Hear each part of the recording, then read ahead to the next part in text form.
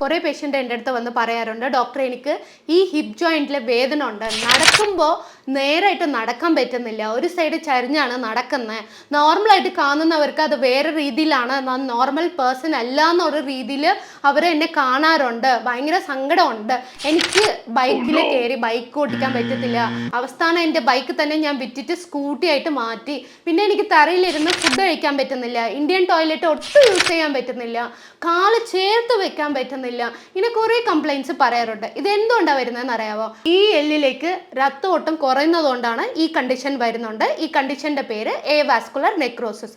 ഇപ്പോൾ ഈ സൈഡിൽ കണ്ടാൽ തന്നെ അറിയാൻ പറ്റും, ഈ ബോണ് നല്ല റൗണ്ട് ഷേപ്പിലുണ്ടല്ലോ, പക്ഷേ ഈ സൈഡിൽ കണ്ടാൽ ഈ ബോണിൻ്റെ ഷേപ്പ് പോയി. അപ്പോൾ ഇതെന്തുകൊണ്ടാണ് മാറിയെന്ന് പറഞ്ഞാൽ ബ്ലഡ് സപ്ലൈ ഇല്ലാത്തതുകൊണ്ട്. എന്തുകൊണ്ടാണ് ബ്ലഡ് സപ്ലൈ ഇല്ലാതാവുന്നത്? ലോങ് ടൈം മെഡിക്കേഷൻ ഏതെങ്കിലും ഒരു കണ്ടീഷന് നിങ്ങൾ എടുക്കുവാണെങ്കിൽ, അല്ലെങ്കിൽ ഡ്രിങ്കിങ് ഹാബിറ്റ്സ് ഉണ്ടെങ്കിൽ, അല്ലെങ്കിൽ കോവിഡ് വന്നിട്ട് സ്റ്റീറോയിഡ് ഇഞ്ചക്ഷൻ, അല്ലെങ്കിൽ ചിലപ്പം കോവിഡ് വന്നവർക്ക് തന്നെ ഈ കണ്ടീഷൻ വരാൻ ചാൻസ് ഉണ്ട്. ഈ കണ്ടീഷൻ വന്നു കഴിഞ്ഞാൽ ഫസ്റ്റ് സ്റ്റേജിൽ നമുക്ക് 0 സിംറ്റം ആയിരിക്കും, സിംറ്റമേ അറിയത്തില്ല.